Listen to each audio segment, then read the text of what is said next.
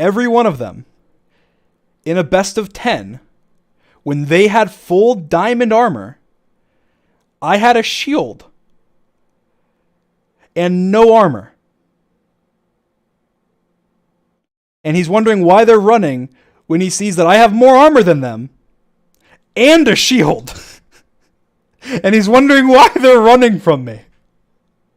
They don't know I'm on 1 heart. They're assuming I'm rushing them with full health. Like he's saying, because he said like, oh, all it would take is 2 hits with the axe. They're assuming I'm on full health with an iron chestplate and a shield, and they have no shield. And that was when they had a shield. Imagine they had no shield. They wouldn't even hit me. They would not even get a single hit on me. They break my shield. I back up, place blocks. I break the blocks when my shield's regenerated. I attack them with my shield on. I hit them, they break my shield, I back up, I place blocks. I break the blocks, I hit them, they break my shield, I back up. Like, they will lose, even if they had armor. They would lose that fight if they had no shield. Like, with a shield, like, there's almost nobody even close to me with the shield now. Like, even back when I did the Technoblade duel with Techno, I wasn't close to as good as I am now with shield. Like I have practiced like every day over and over. Like even going on shield PvP servers, I have lost one time against anybody ever since Axe Shield Combat came out on keeping track of the stats on the shield PvP server. One time, and it was to a guy named Spencer. And he's a very, very good. He's like one of the best PvPers there is on Shield. So that's just for the future.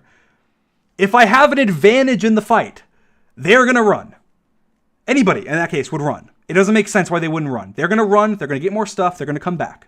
It doesn't make sense. If I have a shield, I think most people also don't realize, like, regardless of how good that I am at shields are just OP.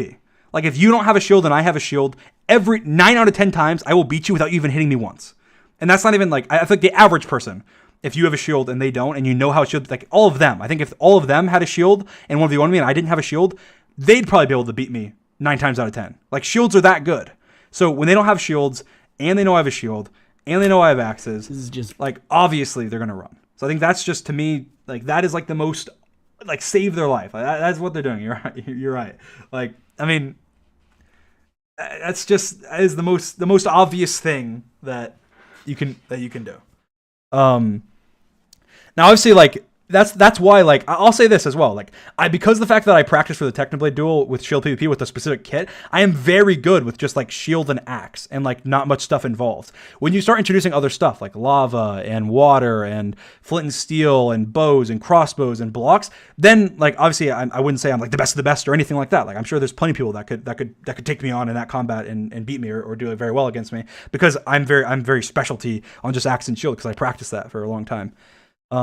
So just to say, like, I don't want to be cocky or anything. I'm just saying, like, basically you can ask almost anybody. That's just how it is in shield PvP. It's very intricate, and most people don't know how it works.